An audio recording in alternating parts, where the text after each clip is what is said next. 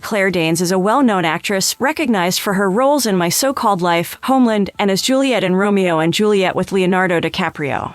Over more than 25 years in the industry, she has shown her versatility and talent, making a smooth transition from a young actress to a leading lady while staying grounded. Recognized as one of her generation's great talents, she continues to shine in the entertainment world. Here are 10 things you probably didn't know about Claire Danes.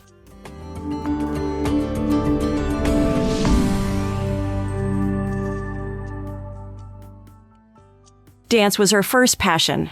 Claire Danes initially didn't plan to become an actress. Her first passion was dance, specifically modern dance, which she started doing as a young girl. She performed in some dance shows on the Lower East Side of New York, which sparked her interest in performing more broadly. At 11, she began studying acting at the Lee Strasberg Theater Institute and later switched to a performing arts school to escape an elementary school she didn't like. This change led her to discover a new passion for acting. A much older Jared Leto taught her how to kiss on My So-Called Life. On My So-Called Life, most of the teenage characters were played by actors who were 18 or 19 years old, except for 15-year-old Devin Gummersall, who played Brian Krakow, and Danes herself. This meant that Danes was much younger than her co-star, Jared Leto, who played her on-screen crush, Jordan Catalano. She mentioned that Leto was like a brother to her, but romantic scenes could be awkward due to her lack of experience with kissing and the significant age difference. She was only 14 and had kissed a boy maybe once or twice, so she found directions like Angela kisses Jordan's face confusing and challenging.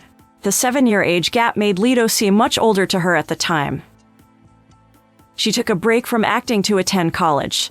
Claire Danes took a break from her acting career to attend college, wanting to explore other interests and manage her life more independently after turning 18.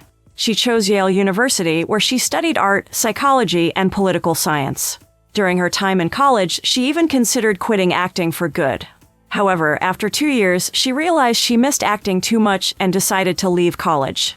She had hoped to balance both her education and acting career, but found it too challenging.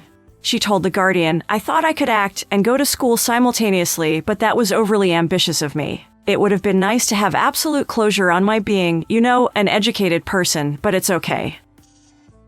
She turned down the role of Rose in Titanic. The 1997 film Titanic could have starred Claire Danes as Rose, a role that eventually went to Kate Winslet.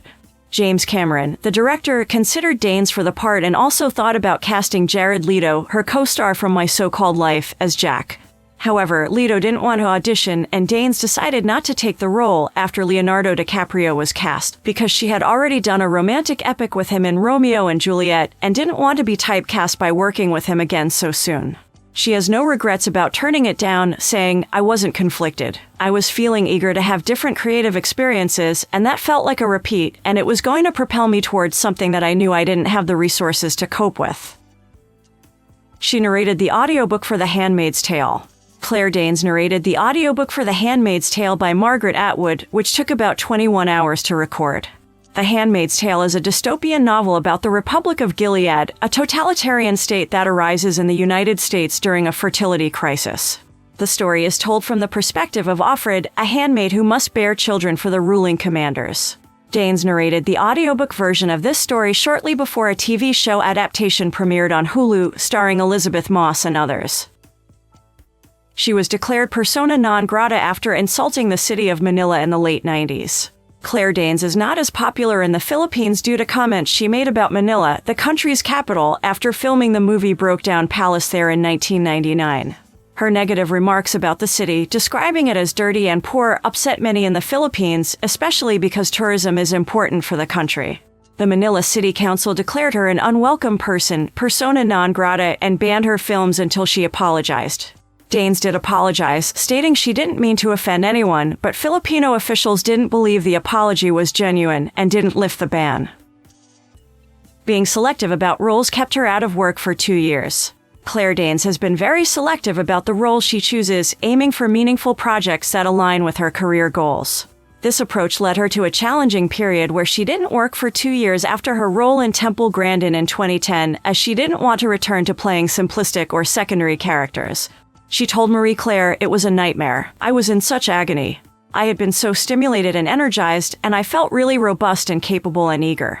but I couldn't go back to the ingenue role or the limited secretary-type roles. I wanted to play someone who would move the story forward.